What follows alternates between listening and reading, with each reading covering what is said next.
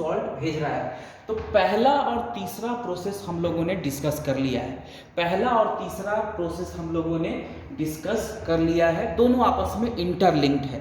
तीसरा जो प्रोसेस था, तीसरा स्टेप जो था या तीसरा प्रोसेस जो था बच्चों, maintenance of high osmolality in medulla, वो असेंडिंग लिंक करा रहा था, ठीक है। तो काउंटर करंट मल्टीप्लिकेशन और maintenance of high osmolality in the medulla, ये दोनों प्रोसेस हम लोगों ने डिस्कस कर लिया है, वो आपस में लिंक्ड है, क्लियर।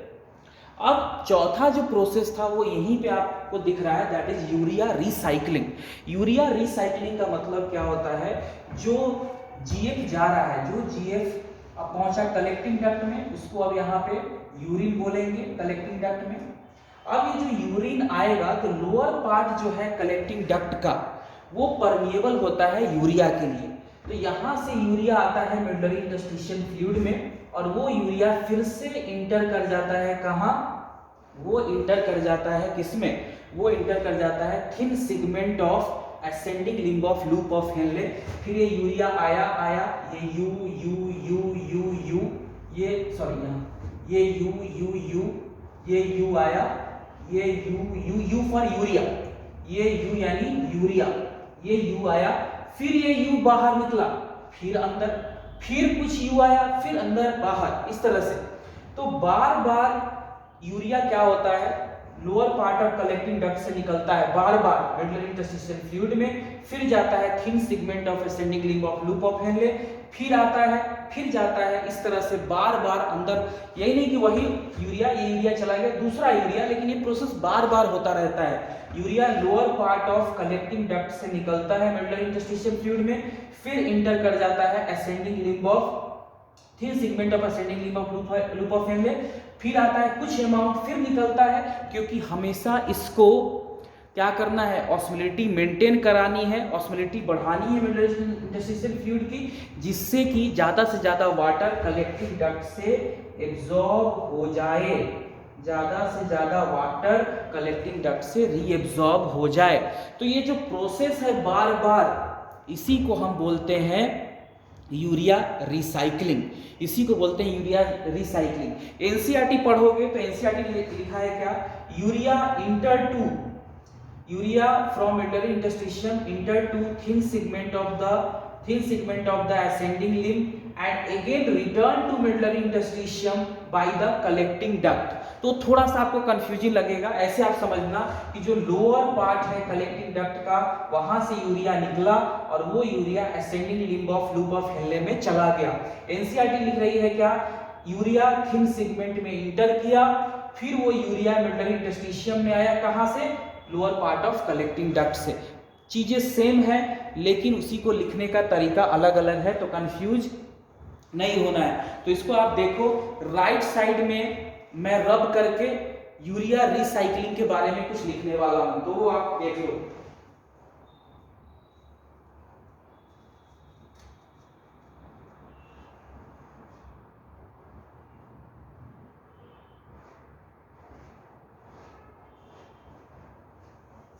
क्लियर, तो राइट साइड में मैं रब करता हूं बच्चों।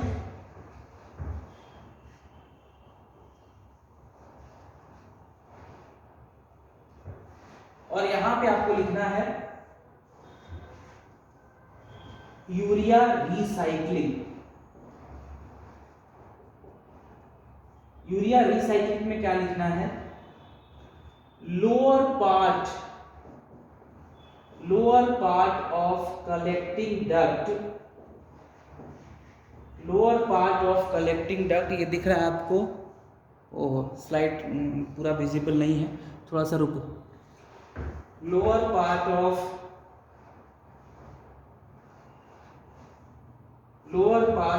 Collecting duct is permeable to urea, so a small amount of urea exit to medullary interstitium, यहाँ पे आया, या इसको मेडुलरी इंटरस्टिशियल फ्लूइड भी बोल सकते हो, दोनों टेंशन नहीं लेना, दोनों एक चीज है।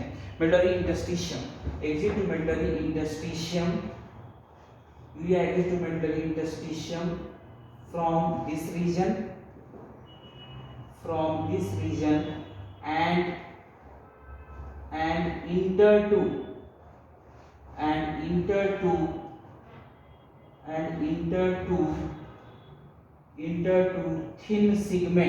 and enter to thin segment of ascending loop of Henle,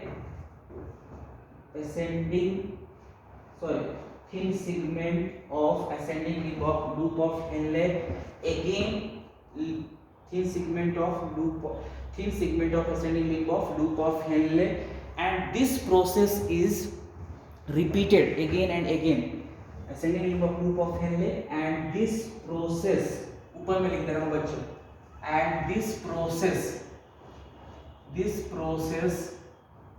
is, मतलब दिस प्रोसेस का मतलब क्या, यहां से निकला lower part of collecting duct से मेडुलरी इंटरस्टिशियम में, उसके बाद फिर घुस गया ascending thin segment of ascending limb of loop of Henley, फिर आया, फिर निकला, फिर आया, फिर निकला, फिर इंटर, फिर आया, फिर निकला, फिर इंटर। तो इसी जो प्रोसेस रिपीट हो रहा है इसी को रिसाइक्लिंग बोलते हैं, urea recycling. And this segment and this process is repeated again and again called as urea recycling. मैं देखता हूं आपको दिख रहा है या नहीं, यूरिया रिसाइक्लिंग, हाँ ये दिख रहा है। And this process is repeated again and again called as urea recycling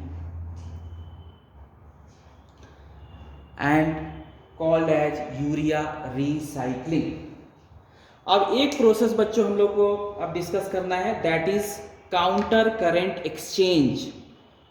last एक जो सेकेंड प्रोसेस था वो हमें डिस्कस करना है। तीन प्रोसेस हम लोगों ने डिस्कस कर लिया, चौथा प्रोसेस एक्चुअली वो सेकेंड था, दैट इज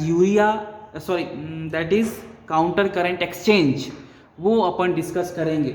तो अभी मैं लेफ्ट साइड राइट साइड सारा पार्ट थोड़ा सा घचपच हो गया है, उसको रब करता हूँ, फिर हम लोग डिस्कस करते हैं इसको। क्लियर? तो अब हम लोग डिस्कस करेंगे counter current exchange.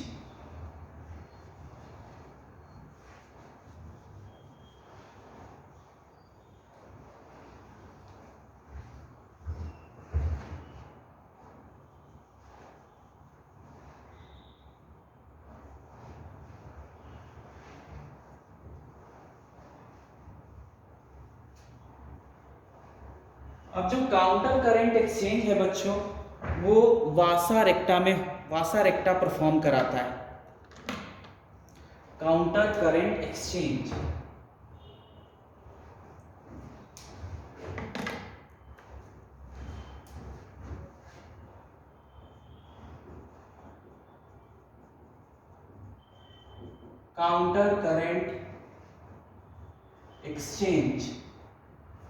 It is perform by वासा रेक्टा इसको परफॉर्म करता है, ठीक है, इसलिए इसको बोलते हैं काउंटर करंट एक्सचेंजर। अब होता क्या है देखो, जो ऑस्मोलिटी मेंटेन किया था किसने, लूप ऑफ हेनले ने, 300 यहां, फिर 600, फिर 900 और डीप मेडुला में 1200। जो ऑस्मोलिटी इसने मेंटेन करवाई थी, increasing osmolality through out the medulla, और डीप मेडुला में वो 1200 के आसपास है। ये ऑस्मोलिटी जो बनाई गई थी, ठीक है, ये जो ऑस्मोलिटी बनाई गई, इसको मेंटेन कौन कराता है? ये जो ऑस्मोलिटी बनाई गई, लूप ऑफ हेनले ने बनवाया आपने असेंडिंग लिंक से करवा के, अब इसको मेंटेन कौन करेगा, ठीक है ना, इसको मेंटेन कौन करेगा? तो वो काम है किसका? Counter current exchanger, that is वासा रेक्टा। ठीक है। मतलब एक्चुअली होता क्या है कि ये हमेशा असेंडिंग लिंक सॉल्ट भेजता जा रहा है, NaCl डालता जा रहा है ना। ये NaCl यहाँ से डालता जा रहा है बराबर, यहाँ पे NaCl डालता जा रहा है बराबर, ये NaCl डालता जा रहा है। इधर भी आप लिख सकते हो, इधर भी लिख सकते हो NaCl, इधर भी डालता जा रहा है, यानी NaCl डालता जा रहा है। इधर भी लिख सकते हो NaCl, इधर भी NaCl डालता जा रहा है।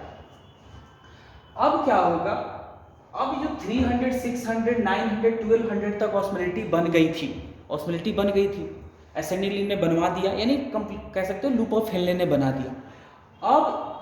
अब क्या था, पहला पॉइंट कि काउंटर करंट, ये ध्यान से सुनना है ये लाइन, जो काउंटर करंट मैकेनिज्म हमने क्यों कराया था, क्योंकि हमें वाटर रीएब्सॉर्ब कराना था वासा रेक्टा के रीजन में, एंड पेरिट्यूबुलर कैपिलरी में तो होता ही है, वासा रेक्टा के रीजन में हमें क्या करना था, वाटर को रीएब्सॉर्ब कराना था, वासा रेक्टा में भी और पेरिट्यूबुलर कैपिलरीज में। यहां हम वासा रेक्टा देख रहे हैं, तो वासा रेक्टा का क्या काम है, एक तो वाटर को रीएब्सॉर्ब कर लेना, पहला पॉइंट, वाटर को रीएब्सॉर्ब कर लेना। दूसरा क्या है, जो ये ऑस्मोलिटी बनाई गई थी 300, 600, 900, 1200, ये और न बढ़ जाए, क्योंकि इनका क्या काम है, सॉल्ट पंप फेंक, ये जो असेंडिंग लिंब के पंप्स हैं, सॉल्ट पंप्स, ये हमेशा सॉल्ट फेंकते जा रहे हैं, तो ये तो बहुत बढ़ता चला जाएगा, ठीक है ना। तो इसको मेंटेन करने के लिए क्या करता है कि वासा रेक्टा, ये जो सॉल्ट फेंका गया था 300, 600, 900, 1200 तो मेंटेन हो गया, अब जो एक्स्ट्रा सॉल्ट अगर ये फेंकेगा तो इसको वासा रेक्टा अपने अंदर लेता जाता है। समझो ध्यान से, अपने अंदर लेना मतलब ये जो ऑस्मोलिटी बनाई गई थी 300, 600, 900, 1200 लूप ऑफ हेनले या कह लो असेंडिंग लिम्ब से, उसको मेंटेन करना, नहीं तो ये ऑस्मोलिटी और बढ़ती चली जाएगी, ठीक है ना, क्योंकि यहां से सॉल्ट फेंकता चला जा रहा है। कौन फेंकता जा रहा है, असेंडिंग लिम्ब के सॉल्ट पंप्स। तो जो एक्स्ट्रा सॉल्ट है, मान लो अब यहाँ पे क्या था, मान लो 900 है, अब यहाँ सॉल्ट और फेंके जा रहा है, यहाँ मान लो 600 था, यहाँ पे सॉल्ट और फेंकेगा, तो यहाँ तो ऑस्मोलिटी और बढ़ती चली जाएगी ना। तो 600 के बाद जो सॉल्ट बचा, 600 के बाद जो सॉल्ट फेंकेगा, उसको ये वासा रेक्टा अपने अंदर ले लेता है, ताकि ऑस्मोलिटी को बरकरार रखी जा सके। तो जो ऑस्मोलिटी स्टैब्लिश किया था लूप ऑफ हेनले ने, ठीक है, असेंडिंग लिम्ब बोल लो या लूप ऑफ हेनले, उसको ये मेंटेन करवाता है, कौन, वासा रेक्टा। तो पहला पॉइंट याद रखना है, function of vasa recta, function of vasa recta. तो first, vasa recta helps in maintaining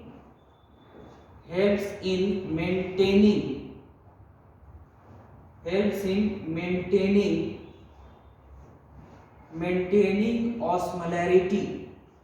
Vasa recta help in maintaining osmolarity of medulla या medullary interstitium, maintaining osmolarity of medullary interstitium that was established by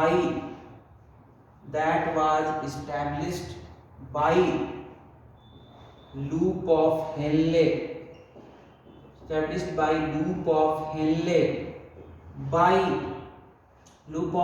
Henle, through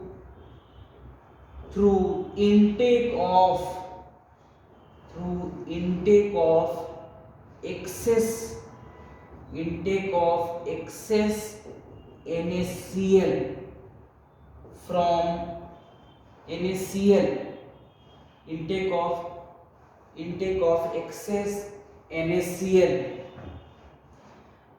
intake of excess NaCl from mi at the level of descending limb of vasa recta, मतलब ये line मैंने बताया आपको कि जो osmolality बनाई गई थी, यानी एक्स्ट्रा जिस 600 से अगर ज्यादा सॉल्ट जा रहा है तो ये सॉल्ट अब किसके अंदर इंटर करेगा, ये सॉल्ट अब इसके अंदर इंटर करेगा, किसके अंदर, वासा रेक्टा के डिसेंडिंग लिम्ब में। ये वासा रेक्टा का क्या है, डिसेंडिंग लिम्ब है बच्चों ऑफ वासा रेक्टा। तो इसके अंदर ये सॉल्ट आने लगेगा। लेकिन दिक्कत ये हो गई कि ये सॉल्ट ले रहा है, ठीक है। अब क्या है कि ये सॉल्ट ले रहा है, ये आपको यहां तक समझ में आया। अब देखो ये जो वासा रेक्टा का जो ब्लड है इसकी ऑस्मोलिटी 300 है। ये जब बाहर आया तो इसने देखा कि यहाँ पे तो 300 है, चलो यहाँ पे देखा 600 मचा हुआ है, यहाँ पे 900।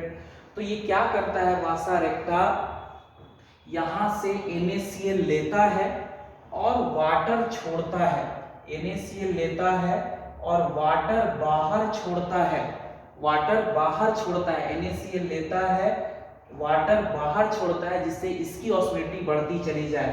तो 300, 400, 600, 800, 900 और नीचे में इसकी ऑस्मोलिटी भी हो गई 1200। तो अब इसका क्या काम रहा, एक तो इसने जो एक्स्ट्रा ऑस्मोलिटी जो बनाई थी लूप ऑफ हेनले ने, उसको मेंटेन करना। कैसे मेंटेन करना, एक्सचेंज करके सब्सटेंसेस का, मतलब यहाँ से जो NaCl निकला था उस NaCl, वो NaCl कहाँ जाएगा, वो जाएगा डिसेंडिंग लिम्ब में, ठीक है। लेकिन ऐसा करने से वासा रेक्टा का क्या नुकसान हुआ कि उसने अपनी ऑस्मोलिटी बढ़ा ली कितनी, 1200 तक। अगर 1200 मिली ऑस्मोल का अगर ऑस्मोलिटी का ब्लड हमारे बॉडी में जाएगा तो हमारा राम नाम सत्य है हो जाएगा, क्योंकि हमारी ऑस्मोलिटी ब्लड कितनी होती है, ओनली 300। लेकिन सॉल्ट लेने के चक्कर में और पानी छोड़ने के चक्कर में, सॉल्ट लेने के और पानी छोड़ने, कहां से, डिसेंडिंग लिम्ब, वासा रेक्टा ने अपने ब्लड की ऑस्मोलिटी 1200 तक कर ली। अगर इस 1200, क्योंकि फाइनली तो ये जाना है ना सर्कुलेशन में, ये ब्लड रीनल वेन में जाएगा, रीनल वेन से फिर हमारे मेन सिस्टमिक सर्कुलेशन में आएगा। तो इस 1200 मिली ऑस्मोल पर लीटर का अगर ऑस्मोलिटी वाला ब्लड जाएगा तो हमारा काम तमाम। तो अब क्या करेगा, अब जब ये ब्लड ऊपर की तरफ आता है तो ये जो इसका असेंडिंग लिम्ब है वासा रेक्टा का, असेंडिंग लिम्ब, क्योंकि ब्लड ऊपर जा रहा है, यहां से क्या किया जाता है, ये NaCl बाहर छोड़ता है और वाटर को अंदर लेता है। NaCl बाहर छोड़ेगा, वाटर को अंदर लेगा, NaCl बाहर, वाटर अंदर, NaCl बाहर, वाटर अंदर, समझ रहे हो। यानी NaCl बाहर जाएगा, यानी ऑस्मोलिटी कम होने लगी, 1200, फिर अब 900, 800, 600, 400 और 300, इस तरह से। तो सॉल्ट को बाहर करता है, वाटर को अंदर लेता जाता है। यहाँ पे देखो वाटर बहुत ज्यादा आ गया था, जो डिसेंडिंग लिम्ब से वाटर निकला था वो वासा रेक्टा के अंदर ले लेता है। वो इसलिए करता है क्योंकि यहाँ पे देखो, यहाँ पे क्या था, यानी यहाँ पे सॉल्ट बहुत ज्यादा हो गया था। असेंडिंग लिम्ब के पास जो मेडुलरी इंटरस्टिशियम है वहाँ सॉल्ट बहुत ज्यादा बढ़ रहा था, इसलिए उसने सॉल्ट ले लिया। यहाँ पे सॉल्ट कम है तो यहाँ पे उसने अपना सॉल्ट छोड़ दिया, क्योंकि इस रीजन पे थोड़ी सॉल्ट है, यहाँ पे तो पानी है, तो सॉल्ट छोड़ा, पानी ले लिया। सॉल्ट यानी एक्सचेंज कर रहा है, एक जगह सॉल्ट ले रहा है, एक जगह सॉल्ट दे रहा है, एक जगह पानी छोड़ रहा है, एक जगह पानी ले रहा है। इसलिए क्या कर रहा है, एक्सचेंज कर रहा है। जैसे आप कहते हो ना कि भैया चेंज है क्या, 100 का नोट देते हो, वो आदमी आपको 10-10 देता है, 10। तो वैसे ही है, यहाँ पे ये NaCl ले रहा है, यहाँ पे NaCl छोड़ रहा है, यहाँ पे वाटर छोड़ रहा है, यहाँ पे वाटर एब्जॉर्ब कर रहा है। समझ में आ रहा है, यानी वाटर इधर अंदर, इस तरह से देखो, इस तरह से देखो। तो एक मैं थोड़ा अलग भी बना के आपको दिखा दे रहा हूँ तो और आपको समझ में आए। तो ये मान लो ये इसका वासा रेक्टा का, इसको एक्सचेंजर क्यों बोलते हैं, तो देखो जो लूप ऑफ हेनले से NaCl आया, ये इसका क्या है, ये इसका डिसेंडिंग लिम्ब है क्योंकि ब्लड ऐसे जा रहा है। ये वासा रेक्टा का असेंडिंग लिम्ब है, ये वासा रेक्टा है, सपोज ये है वासा रेक्टा, क्लियर। तो यहाँ पे क्या करता है वासा रेक्टा, यहाँ पे NaCl लेता है, इस लिम्ब में, डिसेंडिंग लिम्ब में NaCl लेता है और NaCl बहुत ज़्यादा है यहाँ पे, देखो NaCl बहुत ज़्यादा है यहाँ पे, तो NaCl चला जाता है इसके अंदर। ऐसा क्यों करता है ये? NaCl इसलिए लेता है क्योंकि मेडुलरी इंटरस्टिशियम का जो एक ऑस्मोलिटी बना दी गई थी 300, 600, 900, 1200 और ज़्यादा ना बढ़ जाए वो, तो इसलिए सॉल्ट लेगा बेचारा, और सॉल्ट लेने के चक्कर में इसकी खुद की ऑस्मोलिटी बढ़ जाती है। तो यहाँ पे NaCl लेता है, वाटर छोड़ता है, NaCl लिया, वाटर छोड़ा, NaCl अंदर, वाटर बाहर, NaCl अंदर, वाटर बाहर, इस तरह से। इस लिंब में क्या करता है? इस लिंब में NaCl को बाहर करता है और वाटर अंदर लेता है। इस लिंब में NaCl को बाहर, वाटर को अंदर, समझ रहे हो? तो इस तरह से यहाँ पे NaCl अंदर, यहाँ पे NaCl बाहर, यहाँ NaCl लिया, यहाँ NaCl छोड़ा। डिसेंडिंग लिंब में NaCl अंदर गया क्योंकि यहाँ पे NaCl ज्यादा था, यहाँ पे NaCl था ही नहीं, तो NaCl बाहर किया, और यहीं पे वाटर बहुत ज्यादा है, देखो वाटर यहाँ से निकला था ना डिसेंडिंग लिंब से, तो ये वाटर इसके अंदर घुस जाएगा, क्योंकि यहाँ परमेबिलिटी का कोई कंसेप्ट नहीं है इसमें वासा रेक्टा के डिसेंडिंग एसेंडिंग लिंब में। सबके लिए मंदिर का द्वार है, वाटर आ सकता है, जा सकता है, NaCl आ सकता है, जा सकता है, ठीक है ना, जा सकता है, वो अकॉर्डिंग टू कंसंट्रेशन होता है। तो ऊपर में जाता है तो NaCl अपना NaCl छोड़ता जाता है, वाटर अंदर लेता जाता है। तो देखो यहाँ एक्सचेंजर इसलिए बोला क्योंकि ये NaCl एक जगह ले रहा है, दूसरी जगह बाहर कर रहा है, एक जगह वाटर बाहर कर रहा है, एक जगह वाटर अंदर ले रहा है, तो इसलिए क्या कर रहा है? सब्सटेंसेस का एक्सचेंज कर रहा है, ठीक है ना। तो इसी कारण इसको वासा रेक्टा को एक्सचेंजर बोलते हैं, ठीक है। तो लेफ्ट साइड में आप इसको लिखो, इसको मैं अभी रब करता हूँ, ठीक है। तो लेफ्ट वाला मैं रब कर रहा हूँ बच्चों, यहाँ पे मैं कुछ दूसरा पॉइंट आपको बताऊंगा।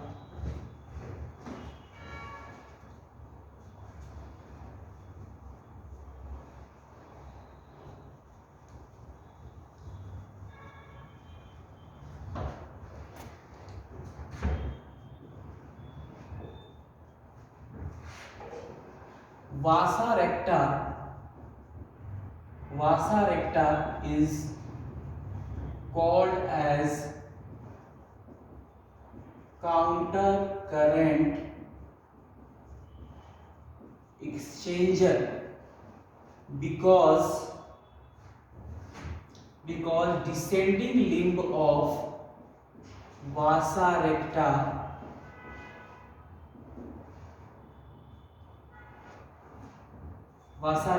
causes intake of NaCl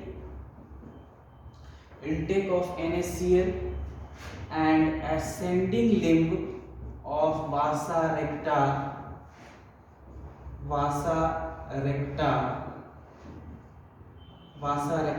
causes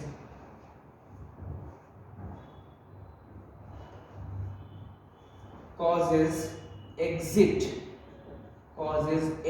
of NaCl. In similar way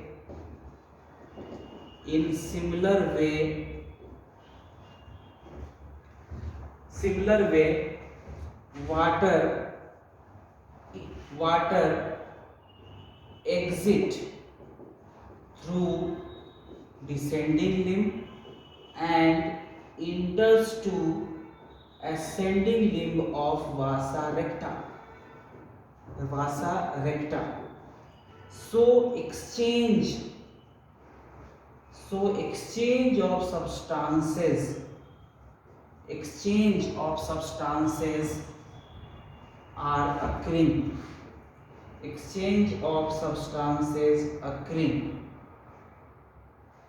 Occurring at the level of vasa recta. तो लेवल ऑफ वासा रेक्टा क्या हो रहा है? सब्सटेंसेस आर एक्सचेंज कर रहा है, ठीक है। अब आप एनसीईआरटी पढ़ोगे तो बहुत सारी चीज़ें आपको समझ में आएगी। अब कुछ एनसीईआरटी के पॉइंट्स मैं लिख देता हूँ। यहाँ पे देखो NaCl बहुत ज़्यादा था, इसीलिए वो हायर टू लोअर कंसंट्रेशन आने लगा, क्योंकि इसकी ऑस्मोलिटी 300 ही है, तो बाहर में 600 है, तो सॉल्ट तो अंदर आएगा ही। तो सॉल्ट अंदर आने लगा, पानी बाहर जाने लगा, क्योंकि यहाँ भी ऑस्मोलिटी बढ़ानी है, इसको बढ़ानी पड़ गई क्योंकि इसने लूप ऑफ हेनले की मदद करनी चाहिए, और मदद करने के चक्कर में इसका ऑस्मोलिटी बढ़ गया क्योंकि सॉल्ट यहाँ पे ज़्यादा था। तो सॉल्ट अंदर गया, पानी इसने बाहर फेंका, तो इसकी ऑस्मोलिटी इसने बढ़ा ली, लेकिन फाइनली इसको वाटर ही रीएब्जॉर्ब करना था। तो यहाँ जब ऊपर आया तो यहाँ पे वाटर ही ज़्यादा है, देखो यहाँ पे डिसेंडिंग में क्या किया था, वाटर बढ़ा दिया था बहुत ज़्यादा, तो यहाँ पे वाटर इंटर करने लगेगा और ये NaCl को बाहर कर देगा, NaCl को बाहर कर देगा। क्लियर? तो इस तरह से सारा होता है। एक चीज़ और आप NCERT में पढ़ोगे तो NCERT में ये सारा कुछ जब आपको समझ में आएगा,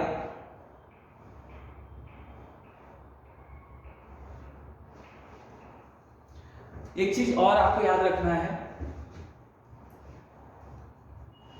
NaCl NCERT की लाइन है, NaCl is transported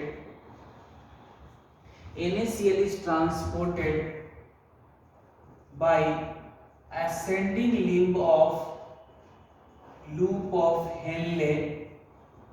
NaCl is transported by ascending limb of loop of Henle to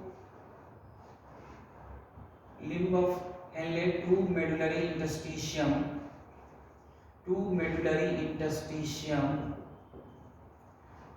NaCl is transported by ascending limb of loop of Henle to medullary interstitium.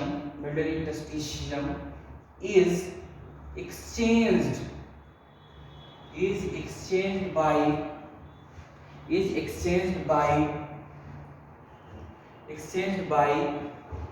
Descending limb.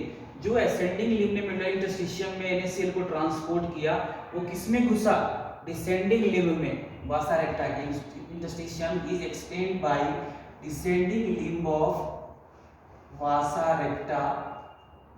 रेक्टा and again return to medullary interstitium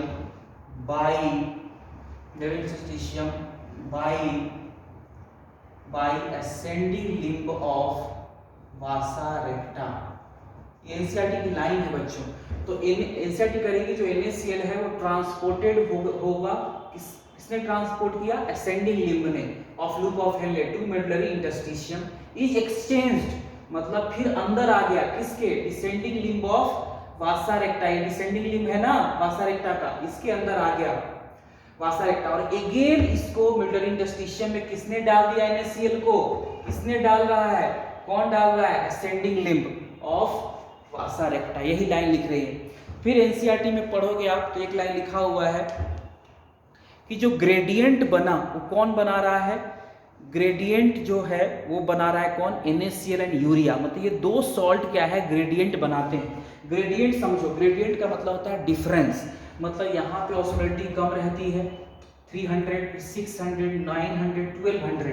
तो ये जो gradient है किसने बनाया, difference जो है osmolality में किसने बनाया, तो वो डिफरेंस बनाया किसने, आपको NaCl एंड यूरिया ने। तो लेफ्ट साइड में मैं वो लाइन आपको समझा देता हूँ NCERT वाला, फिर आपको सारा समझ में आ जाएगा। क्लियर? तो लेफ्ट वाला मैं रब करूँगा अभी बच्चों, ये आपको दिखा है, हाँ इट इज़ विजिबल।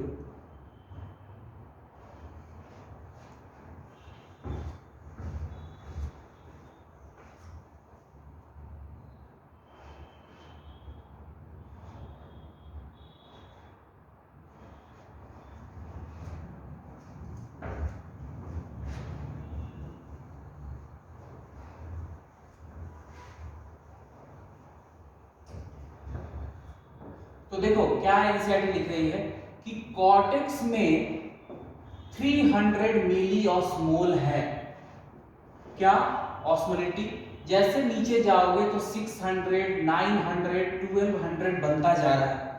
तो ये जो ग्रेडियंट है मतलब डिफरेंस, ये जो ग्रेडियंट है NCERT लिख रही है, ग्रेडियंट मतलब डिफरेंस, ग्रेडियंट मतलब डिफरेंस इन ऑस्मोलिटी। तो कॉर्टेक्स में इतना है, डीप मेडुला में कितना है ऑस्मोलिटी, 1200।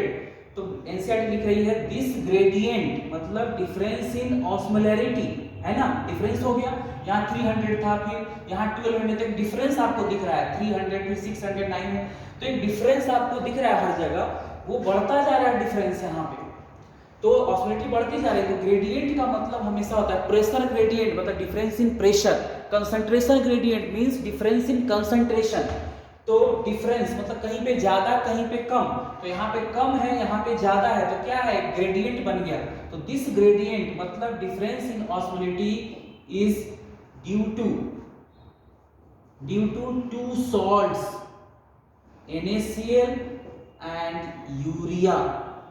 NaCl एंड यूरिया ने ही ये डिफरेंस बनाया था। क्लियर?